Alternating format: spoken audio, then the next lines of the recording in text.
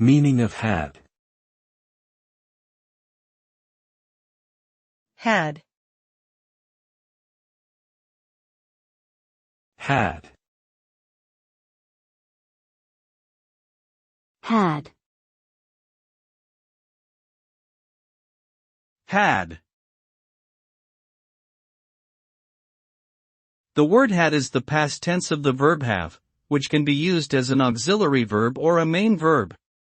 As an auxiliary verb, had is commonly used to form the past perfect tense, indicating an action that was completed before another action in the past.